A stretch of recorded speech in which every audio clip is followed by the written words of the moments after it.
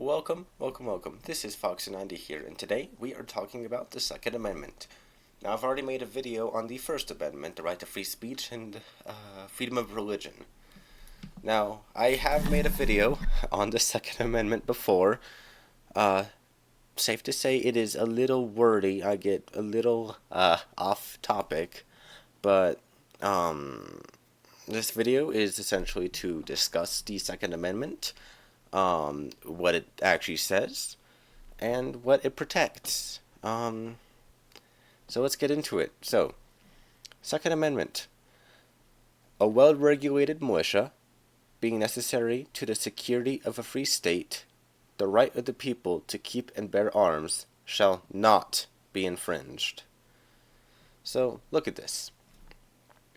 A well-regulated militia, being necessary to the security of a free state.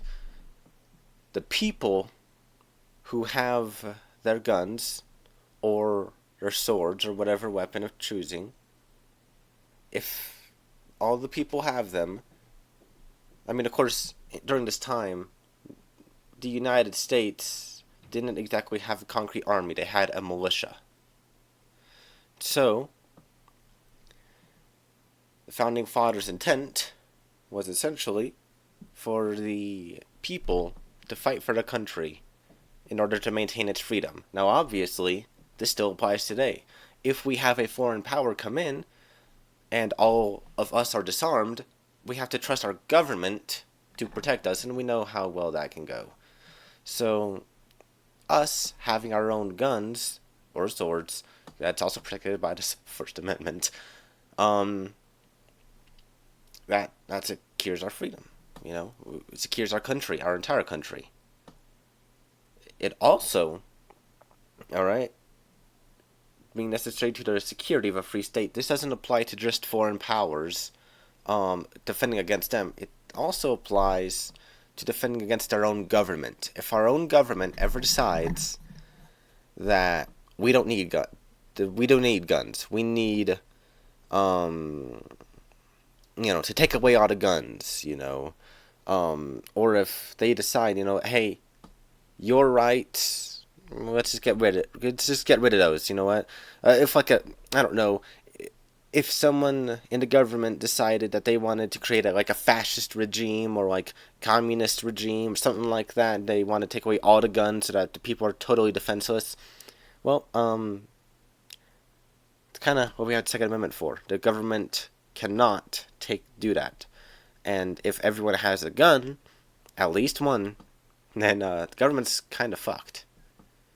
And so, yeah. And this last part, shall not be infringed. So, the right to keep and bear arms, guns, knives, swords, whatever, shall not be infringed. Every single, gun-free zone law, according to this, is unconstitutional. Completely unconstitutional. Now, obviously, places like schools and all that, it makes sense. However, wouldn't it make more sense on campuses? What's going to dissuade a shooter? A sign that says, no guns here, just don't bring them.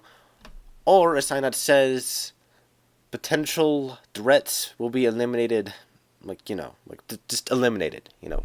What's going to be more dissuading to a shooter? They see it oh, no one has a gun here? Sweet. Or they're going with the second one, oh shit, hang on, I don't want to die. Now, obviously, if they're suicidal, which sadly a lot of them are, then they probably wouldn't care, but the deaths that they would have otherwise caused would be minimized. And then looking at, say, a restaurant that's a gun-free zone or something, all that does is leave all the people in there completely defenseless. And this is exactly why the Second Amendment is needed, because it's like a miniature scale of what would happen if our government genuinely did repeal the Second Amendment. They would have total power. They would be able to take all of us just down. If the government decided you needed to die, there's nothing you could really do besides hide that would stop them. And we see this in the UK. If you make a tweet that the government doesn't like, you're locked up. You're in prison. It is authoritarian, and that's exactly what the Second Amendment is preventing, just by its existence. Anyways, hope this video was helpful. Hope you learned something. And if you ever want to debate me on anything, well, I got my X account. It is at FoxOG90. Yeah. Well, I'll see you later. Have a good one.